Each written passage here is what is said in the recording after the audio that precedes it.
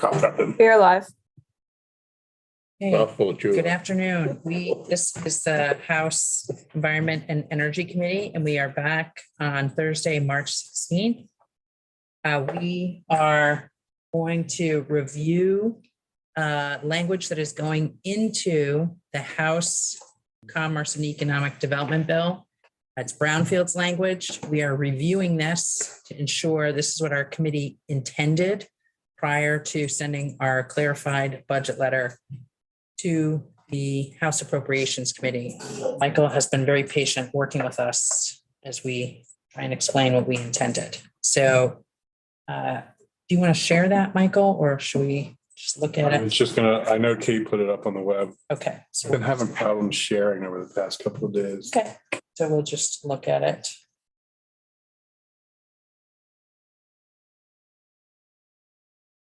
So just make sure I'm referring to the right document.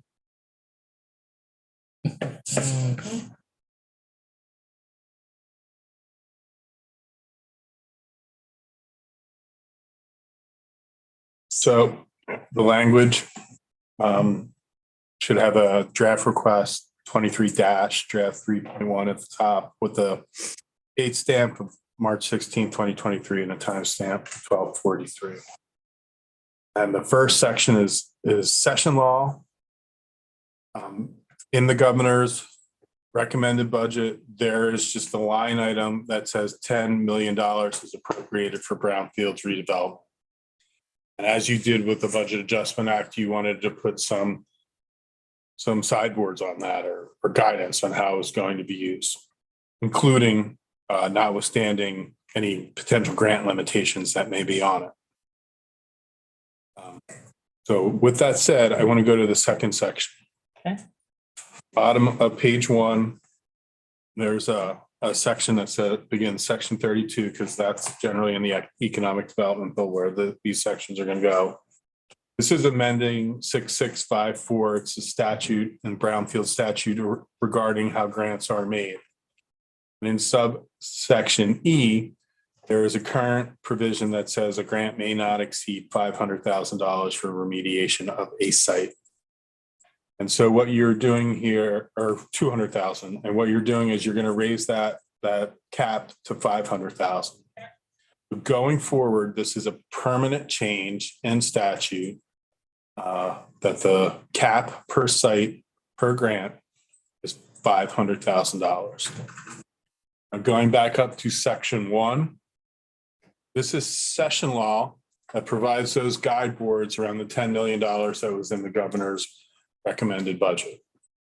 So it says the Department of Economic Development shall use the $10 million appropriated in fiscal 24 for brownfields redevelopment for remediation and redevelopment in the same manner as the Brownfields Revitalization Fund established by 10 VSA 6654, which is what you just saw.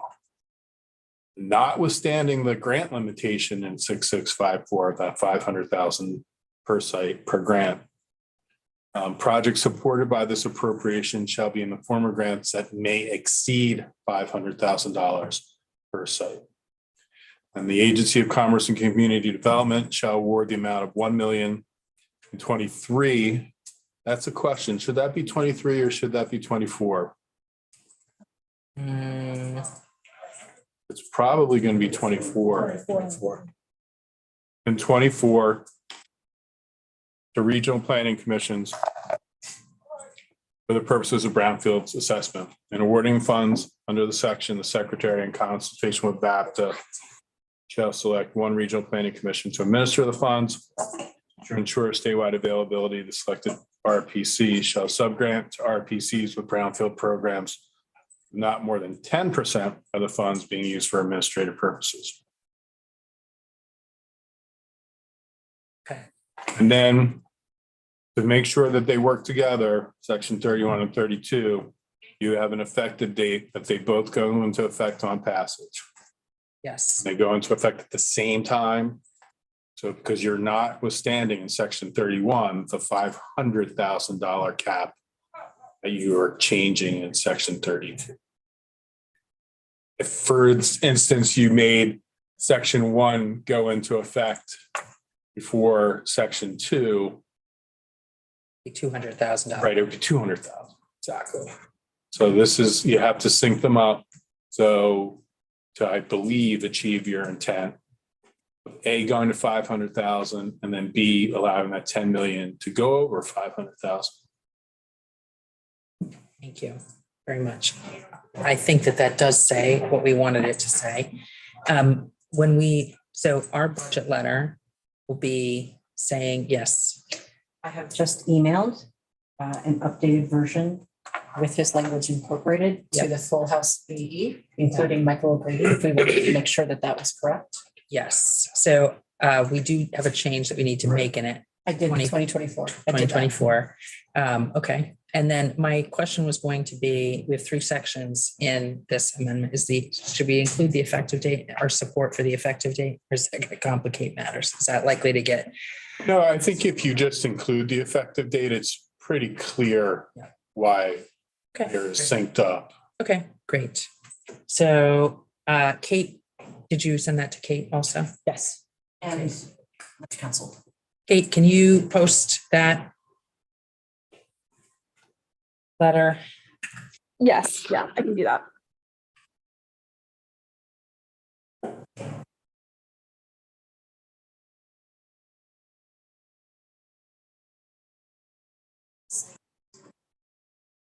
Okay, Yes. Site parcel. does everybody have that? So we are, I'm going to read this and not Michael's amendment. Gabrielle, you can read it. Sure. So it's March 16th, 2023 memo from the Vermont House Environment and Energy Committee, House Appropriations Committee regarding 2 follow-up items regarding the Vermont House Environment and Energy Committee letter dated March 3rd, 2023. Thank you for the opportunity to clarify our letter from March 3rd, 2023. We are writing to clarify 2 areas in particular. The first area pertains to the ACCD Brownfields program. Please note that our recommendation for the House Commerce, Workforce, and Economic Development Bill is different from what was submitted during the Budget Adjustment Act, BAA. The reason for this is because more time was needed to discuss the policy items in detail, parentheses, specifically the cap amount of $200,000 in the site/parcel language, parentheses. Support the language in section 31 And 32, 32 33. and 33 of the Workforce and Economic Development Bill presented below, rather than language sent on March 3, 2023, parentheses, and the BAA parentheses. Do you want me to read the entire? No. And then, But maybe, Michael, if you don't mind skimming it and making sure I didn't, I literally pasted from what you had sent, except I changed the fiscal year to 2024. 2020, that's right. And then second, I think we've reviewed, Yesterday. but this is on page 4 of our letter. We state identifying a special fund to support compensating volunteers via community engagement stipends. The need to do this has come up several times in committee. For example, the Public Service Department is allocating $300,000 to conduct outreach for the next comprehensive energy plan, which we support. The Vermont Housing and Conservation Board has requested funding to complete outreach to a biodiversity bill that our committee just voted out. And if additional requests are made of the Vermont Climate Council, then it is likely volunteers would need support to provide their time and expertise to complete additional Vermont Climate Council work. Relatedly, but different, there is a need within the Agency of Natural Resources to support facilitation efforts, particularly for environmental justice work. We still concur with our above statement. However, we would like to be more specific to directly include in the budget the $75,000 appropriation presented in H126 to address community engagement associated costs. Thank you for your review. Please do not hesitate to contact us with any further questions. So I believe that is what we needed to clarify. Okay, so does anyone have any concerns or questions that is not what we intended to say? Okay, so let's do a straw poll on sending this to the Appropriations Committee. All in favor of sending this clarification to the Appropriations Committee, please raise your hand. Okay, so that is 9-0. 9-0. So we did not take a vote. So Gabrielle, can you send that along? Great. Thank you. Technically, it's 902. 902. Yeah. Okay, so now we will shift back to H31 for some committee discussion about the bill. And if the committee would like, we have Representative Bongartz has been working on some potential language changes depending on where the committee is at. So we do have more witnesses tomorrow scheduled and more time with Michael tomorrow as well, but wanted to get a head start here on where folks are at and what they're thinking. Anyone have anything to say about where we're at? Okay. Ryan? Thank you. I haven't heard back. I know I talked with you a little bit earlier about having the president of the Lake Salem Association testify. I think it's important enough that we do squeeze him in for 3 minutes or 4 minutes to get his opinion of this bill. And I have not heard back from him. He must not be anywhere near his phone today, but I'm going to work on him tonight.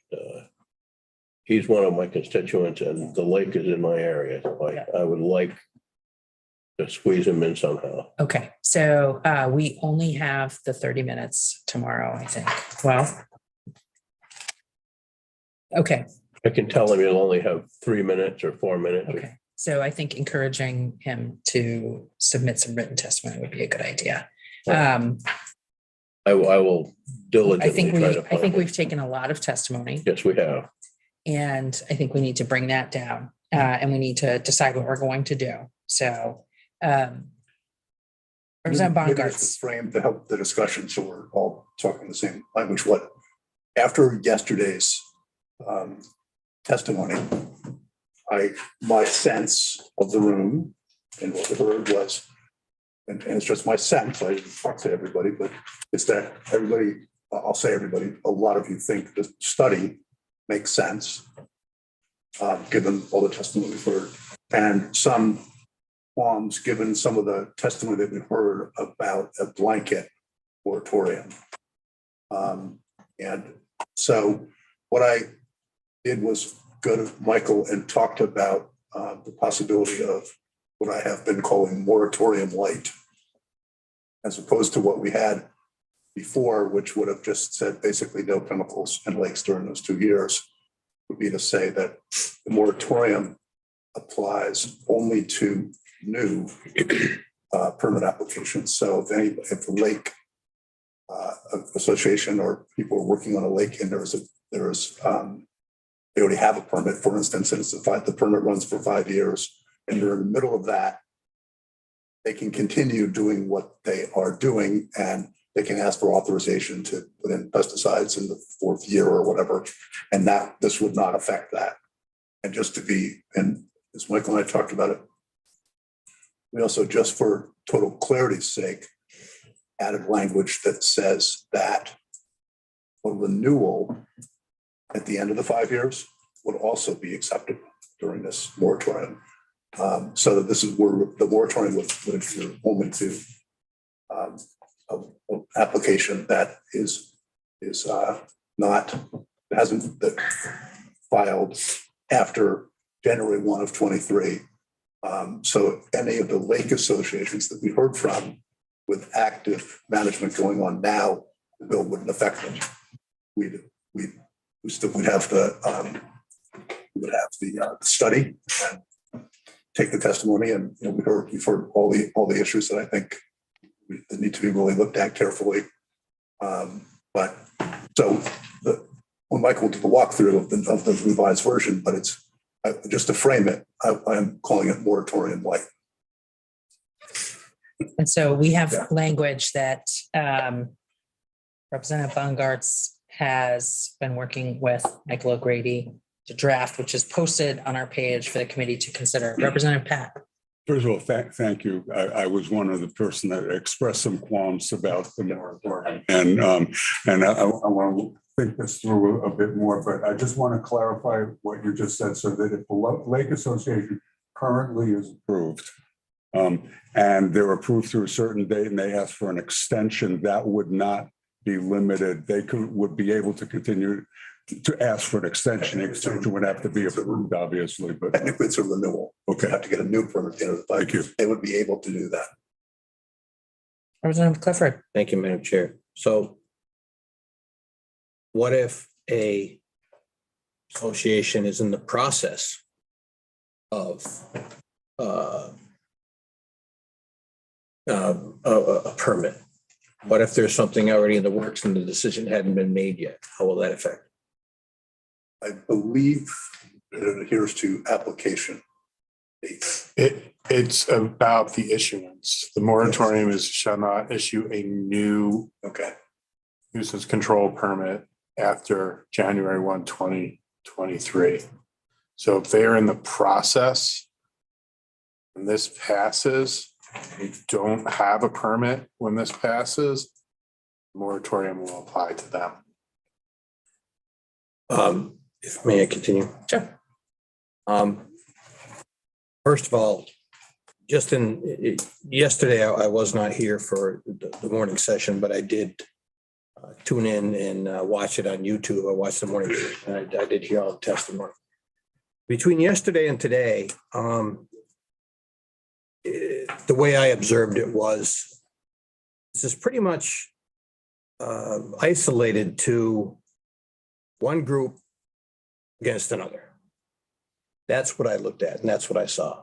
Okay. And I just don't feel that this is necessary at all. I feel that the DEC is more than capable of issuing these permits and dealing with these situations on a case-by-case basis. We've heard testimony about, well, it works in my lake, it doesn't work in yours. We've heard testimony about, of people that disagree with the other studies.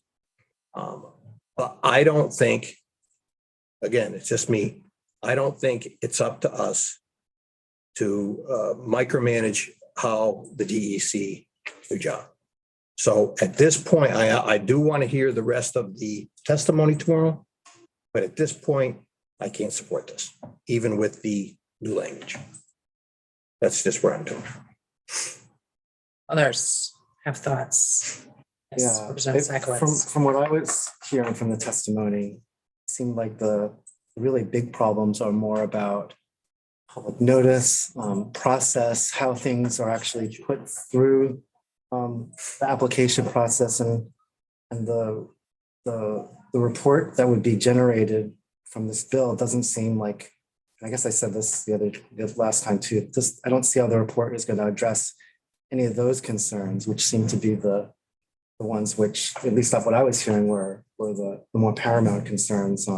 Seems like much of what we would get out of this report would be things that, information that the DC is already using as information that that's input to their decision-making process as it exists now. So I'm not sure that this is going to help solve the issues that we've heard through the testimony that we've heard so far.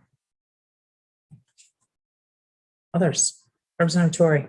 Well, I'm curious, tomorrow we have an opportunity to ask this question, but in terms of the long-term impact, the look back, so their study within 20 years.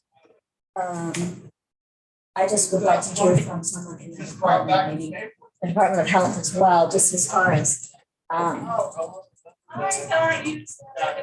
the integrity of such a study, like the ability to conduct that study and have the results be meaningful.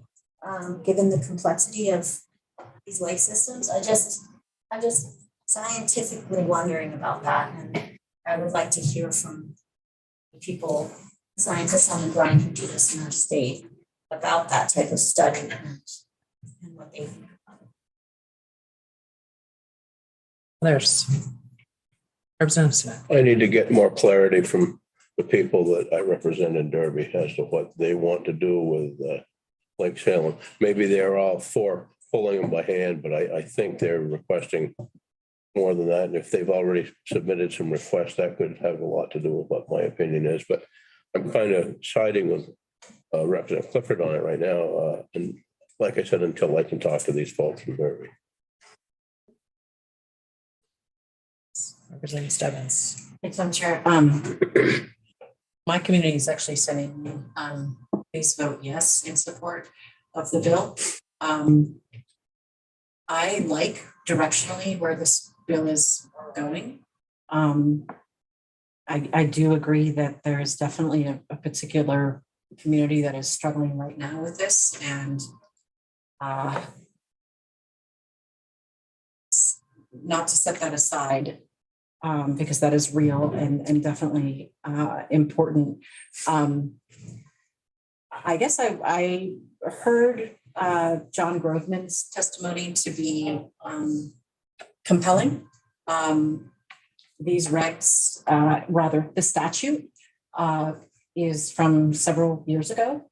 And now that we've actually put it in place and had some practice with it, does it make sense to actually stop and pause to look under the hood, I think was the phrase he said. So for me, I'm a little worried at what Rep. Sackwitz said in terms of, does this bill like address some of the concerns we heard in terms of the list of potential areas?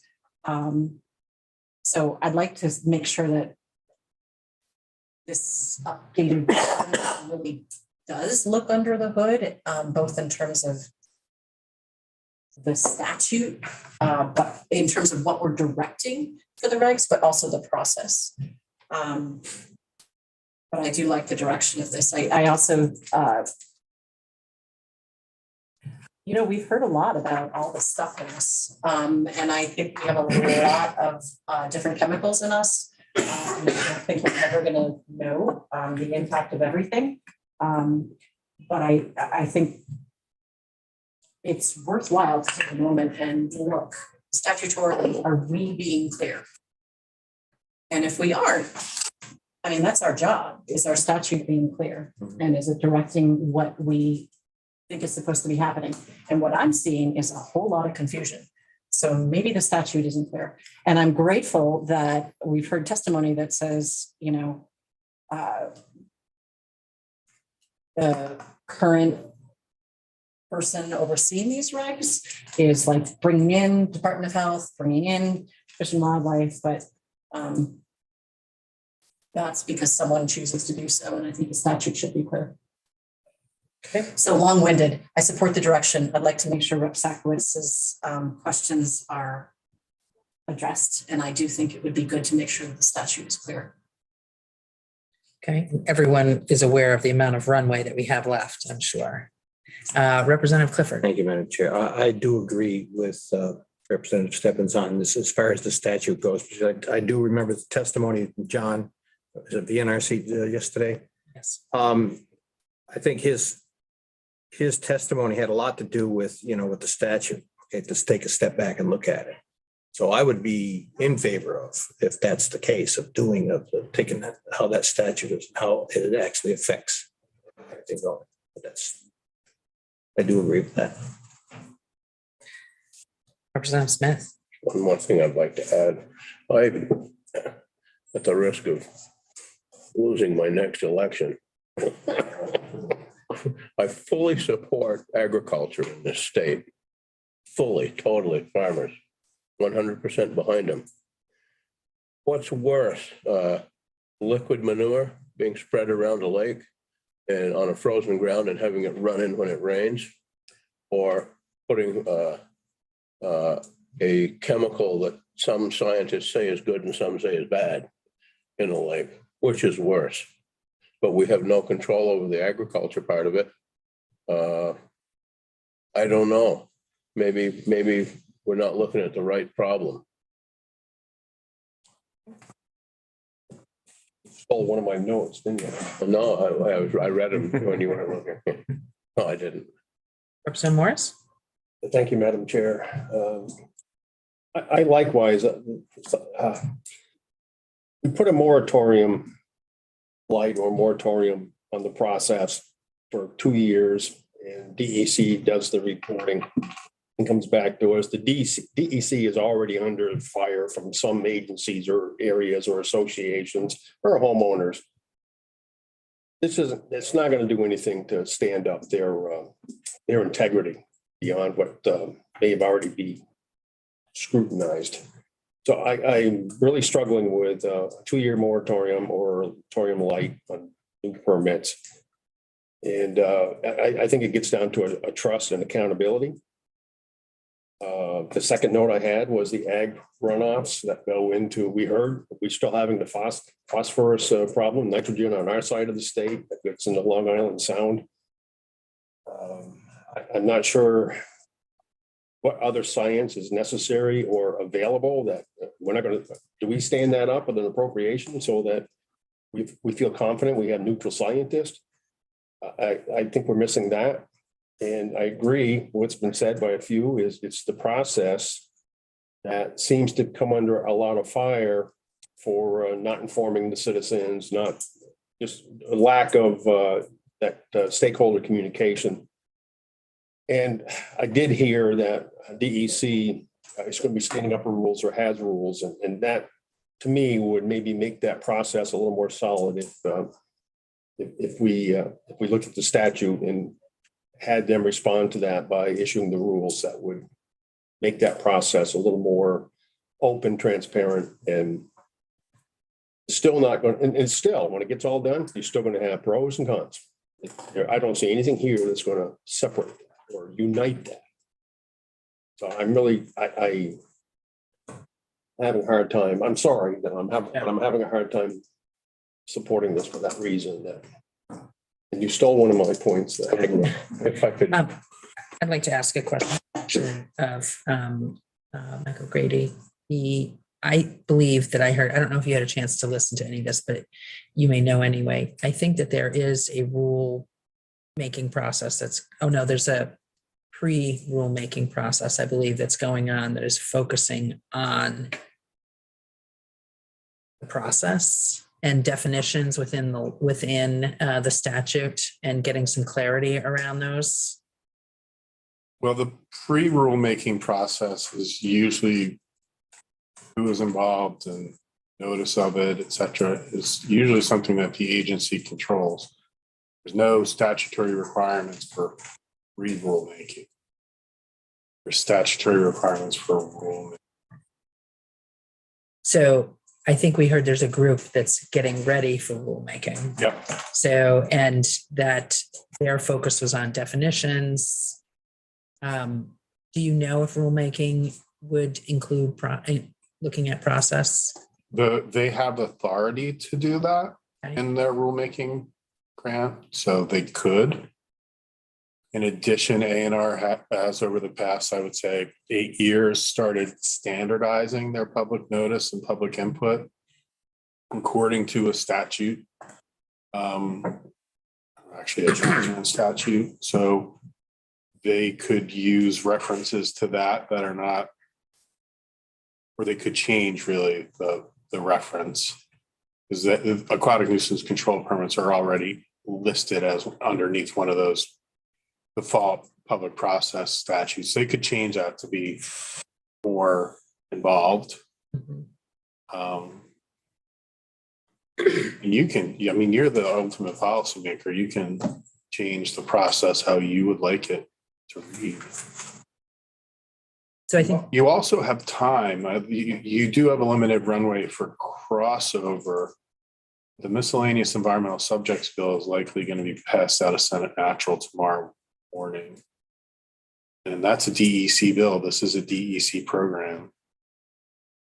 interesting. You have time if you want to think about it. Yes, look, actually, I think everyone's had a chance, except, so I will just say that, what I've heard so far, I am not in support of a moratorium on existing permits for sure. I do think we heard a lot about the process being a big problem for folks. I think we heard DEC talking about hearing that. So I wonder about what they will do with that information. But those are things that are clear for me. I'm not in support of a complete moratorium on permanent projects. And I am not sure that right now we're dealing with process, which is what I heard a lot of folks talking about. Representative Stebbins. You can go first. Well, sure, thank you. I took a note yesterday that Oliver Pearson, he specifically called out process improvements and raising the bar for that rulemaking. Yeah. Yeah. Okay. Real? So I haven't been involved in this area of rulemaking, but I have been involved in rulemaking as it relates to building energy code. And there is flexibility, which is what we're hearing from DEC, that they can make changes. But there is, looking at the statute or the guidance of where one starts from. Which is why, and also having gone through 14-month rulemaking discussions, when you don't have a time pressure that you have to meet something by, it tends to lift the heat a little bit. And I have found that, to your point, Representative Morris, that people can kind of sift through different scientific reports and say, okay, we're getting different information. Let's mull this over. Let's try and work through what we think is best with the information that we have. So I hear your concerns. I guess having been part of a rulemaking process in an area where the technology is evolving and the science and the data evolves, I guess I have a little bit more trust in people being able to sift through updated, potentially competing information to figure out what the next step is. So I hear your concern. I do think there is value, though, to looking at whether or not our statute is clear. And that is not necessarily what rulemaking does. Yeah. Representative Bongartz. So a couple of things about this. Number one, I really wanted to, with this bill, shine a light on this situation and really have us begin to think about it, because I think it's been a little bit on auto control. But I think that process is an issue, but I think the real problem is the statute. It actually, fundamental question for us is the starting point no, except if you can, or is the starting point yes, as long as you can? This statute, the starting point is yes. There's nothing that actually says at the beginning that you have to be able to.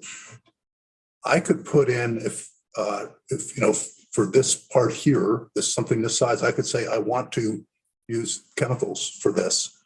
And the question isn't whether it's really necessary. The question is, okay, can you do it mechanically?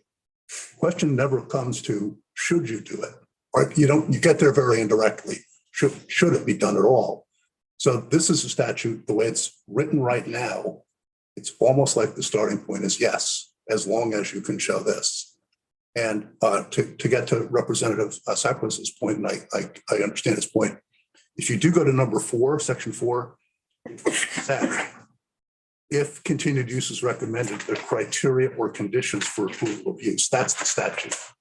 So it does say, would call on the committee to make recommendations for how to rewrite the statute. And I would, suggest that, and I guess I have this, I will admit, my starting point for putting chemicals in water is no. And I am willing to go to yes, if you can, maybe if there's an alternative, you get to yes.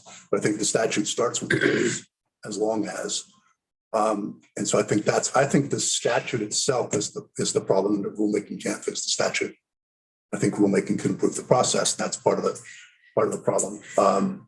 So I think, if we just talk about the study portion of this, that it's really to look carefully at the statute, really look at whether we should be doing this at all. And and the answer may well be yes. And I'm beginning to think maybe it is actually in circumstances, but the statute should be much, much clearer about, there's nothing in here, there's almost nothing about aquatic biota, reptiles, amphibians. It's like they don't exist in the statute. There's a line that says, non-targeted species, what an acceptable risk to them. I mean, what is that?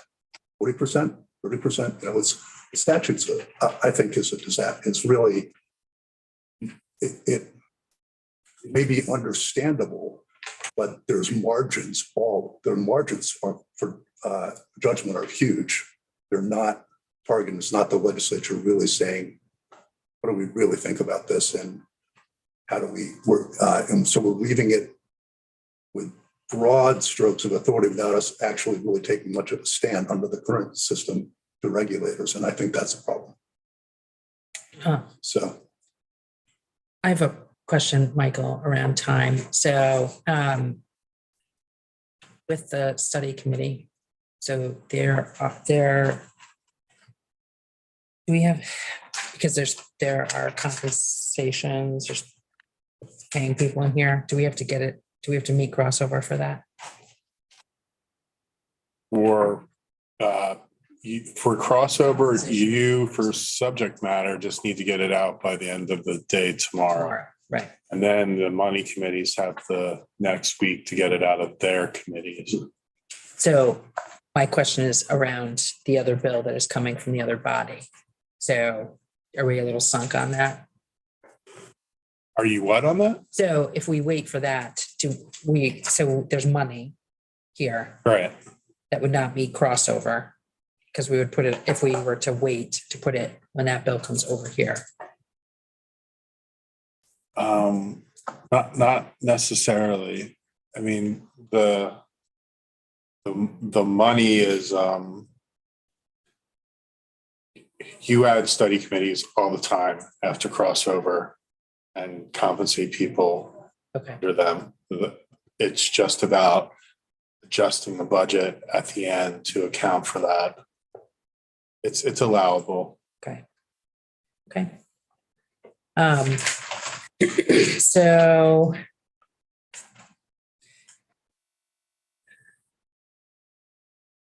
we are scheduled to take more testimony tomorrow. We're scheduled to have Mike come back with us tomorrow. How about a straw poll on the full moratorium, the light moratorium, and the study, and what we should be thinking about for tomorrow?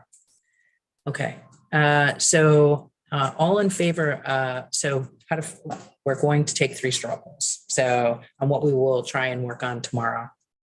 That presumes that we will be working on something. We also have, if I saw on the calendar correctly, tomorrow we have the commissioner of DEC is coming back, and Oliver Pearson is coming back too. So if we had some of these outlying questions or needed more information, perhaps, is that an opportunity to? Yes. Yeah. I mean, we're scheduled to work on this tomorrow. I guess I'm wondering if we should try and narrow our focus now. Do we have information to narrow our focus now? So I think I am hearing that there's not support for a full moratorium, majority of support. I think we could take that off the table.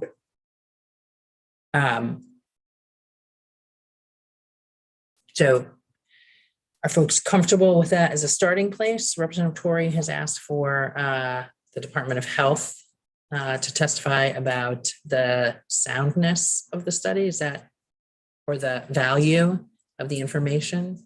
Yeah, I mean, for me, we haven't heard from anybody from the Department of Health. Health is a big piece of this. I mean, indirectly, but Actually, if we did get to a quick walkthrough, we part of health into the bill. as part of the committee, Yes. right? Hmm. But in term, for me, I just want to understand, like, is the study as it's envisioned in this bill a study that they would be doing anyway? Why haven't they done it already? I just kind of want to hear a little bit about how risk management and studies are done by our public health and environmental. So the Department of Health doesn't regulate pesticide use. The Agency of Agriculture does. And the authorized use of a pesticide is something that the U.S. Environmental Protection Agency issues. And what they do is they issue what's called the label for it. And the label says what its authorized use is and what its authorized dosage is. States can't change the label that EPA issues, but states then have significant amount of authority on the use of any EPA authorized pesticide. Department of Health isn't about studying its use. It's usually about studying its health effect after the fact. Which I guess is my question that we have. Do we have, how many years do we have? This, Well, the current statute, I think, was 2009. And the statute before that was 95. And then there was a statute before that. I haven't actually gone back to see when that statute originated.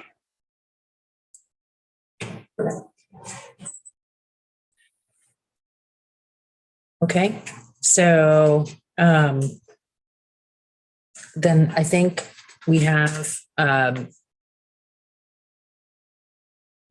you, in 5 minutes, walk us through the changes that are proposed in there? So then, and we'll do that, and then we will adjourn and come back to this proposal tomorrow, so folks can think about it overnight. And we'll have more testimony in the morning, and then Michael and DEC back in the afternoon. Okay, thank you, Mike. So what you have in front of you should say draft 1.3, date stamp 316, timestamp 1246. The first change is in the moratorium. You may remember from yesterday that the moratorium applied to the issuance of new aquatic nuisance control permits and any activity under an already issued aquatic nuisance control permit. The moratorium now is focused solely on the secretary shall not issue a new aquatic nuisance control permit after January 1, 2023 that authorizes the use or application of a pesticide, chemical other than a pesticide or a biological control until after completion of the study under section 2. And as Representative Bongartz referenced earlier, to be clear that a person, association, et cetera, operating under an already issued permit continues to operate and be able to seek renewal on lines 15 and 16. It says this subsection shall not apply to the renewal of permits issued under 10 SA 1455 prior to the effective date of this act. So if you received your permit prior to the effective date, you get to renew your permit going into the future, and the moratorium does not apply to you. Is this something we have in type right now? Yes, we do. This is posted on our website under Michael O'Grady's name for today. And then the next change is on page 3 in the membership of the study committee. The Secretary of Natural Resources is being replaced by the Commissioner of Health or designee. Now, the Secretary of Natural Resources is already represented on this board because there's a scientist from Fish and Wildlife and a scientist from DEC, both of which are under the Secretary's control. And then the next change is on page 5, line 13, and who was going to call the first meeting. They had previously said the Secretary of Natural Resources. She is now no longer on the task force, so it is the Commissioner of Environmental Conservation or designee. And then on page 6, under the compensation and reimbursement, you had previously had a compensation and reimbursement section for members of the task force study committee that were not legislative members, but all of the members who are not legislative members are state employees. They don't qualify for compensation anyway. And then the last change is page 6, line 7. There had been no what's called subtitle for this subsection, so I added the subtitle definitions. And those are the only changes. Great. Representative Clifford. Thanks, Madam Chair. So if you could go back to page 1, just so I'm clear, and I think I asked this before. So if someone were to was in the process of getting this permit, you said as long as it's reviewed and either permitted or not by January 1st, 2023, then that's okay. If it's issued, January issued. So after, after January 2, okay. All right, thank you. So actually, I have a question now. So let's say this passes May, it was signed. Somebody gets their permit in April. There is something to think about there, because there's something called the vested rights doctrine. Talked about this. When you apply for a permit, it's the Supreme Court has said that if you receive it, and even sometimes before you even receive it, you have a vested right in what is allowed underneath that permit or what is allowed underneath the process. It's a good question. If I were the agency and this was moving, I wouldn't issue any permits. But there's nothing to prohibit them from doing that. And so if they issue the permit, then we put in place a retroactive moratorium. It sounds like a court case. It could be.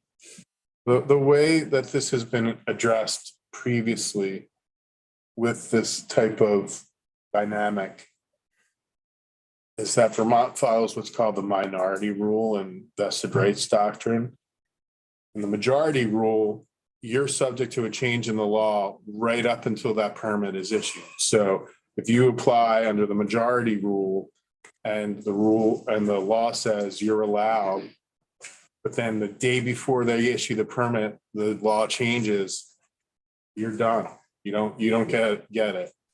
In Vermont, if you apply on the day you have an administratively complete permit application, you don't have a permit yet, you just applied, and the law says you're okay, the agency is supposed to deal with you as the law existed when you applied, right? Not when it's issued. So the law change doesn't matter if you get your application in. So what we did for the Lake Shorelands Protection Act, where you had this similar dynamic, said that anybody who had an administratively complete application in by a date certain was allowed to continue under the law as it existed. But anybody that failed to meet that was subject to there was like basically a pause until the rules were issued. They were subject to the pause. It's a similar dynamic. The other thing is you just change the date. You move that date. You move it. Feels very geographic to me. Everybody's heads full yet. And what does that mean when you say move the date? What do you? Move the January 2023 date. To when it's 24. January 24. Well, January 24, that's kind of what happened with Lake Shoreline Protection too. You didn't need a permit at that point. A lot of people cut down their trees in that time frame. Oh, gosh. Yeah, so you got to be careful Okay. when you're out that way about what you're authorizing and what you're, depending on what your intent is. Okay. So Michael, who could tell us what permits are in process or applications have been filed? for Pearson. We'll be here tomorrow. Did we ask him for that? Did we ask him for that? Think so. We'll ask him for that. Okay. Got to run to. Okay, thank you very much. Thank you very much. Gabrielle? Oh, I was gonna ask legislative council if it may wave a magic wand to balance these two pieces, what would that look like? But you have to go. Which two pieces? The timing of how to address the concern around the moratoriums while also potentially, if there's committee support, look at whether or not the statute is being clear. Okay. I mean, I'll be fine with that to the statute. It could be clearer. So. Thank you. Thank you. Okay, so Don't call him.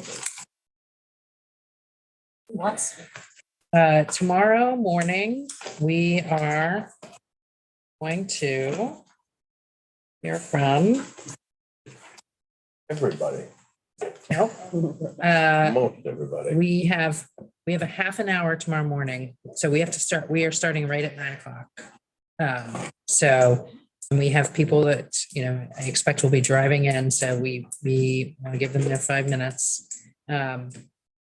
After the floor and after lunch, we'll be coming back here with Michael and with DEC, Commissioner Beeling and Mr. Pearson, to see if we are going to move a bill tomorrow. And yes. Madam Chair, so we have like 10, I think, maybe 20, but high school students coming tomorrow. The youth lobby, they had hoped to come and say hi to us. I don't know if there's any time after floor, after we do our work. I know they're having lunch at noon. So I don't know if there's something at 1, from 1 to 1:15. And again, I'm just flagging that they'll be here and I know it will be meaningful to them. Kate, can you look and see Michael O'Grady's availability to go to from 1 to 2:30 tomorrow? Yes, give me 1 second. So I think he is, last time I checked, I did see that he is busy in the afternoon at 2 to 2:30, I think. And then he's available after that till 3:30. Okay, thank you. Yep. So, okay, so probably maybe around 2. I'll let them know. Let's let them vote. Yes, Representative Pat. I emailed Kate that early this week that I was going to be out after 1:40 tomorrow. Okay, I so, have a medical appointment. okay. So, again, we're meeting from 1 to 2 with Michael O'Grady and the folks from DEC. And if the youth lobby is available at 2, and then we'll see where we are. Okay, so 9 a.m. tomorrow. If I can contact my Yes. guy in Derby, how does he get onto our site? So to put testimony Be up, on the screen, yeah, to testify. yes. So let's talk about that. Okay. Okay, so I think that is it for today. Yes. Okay, Kate, can you take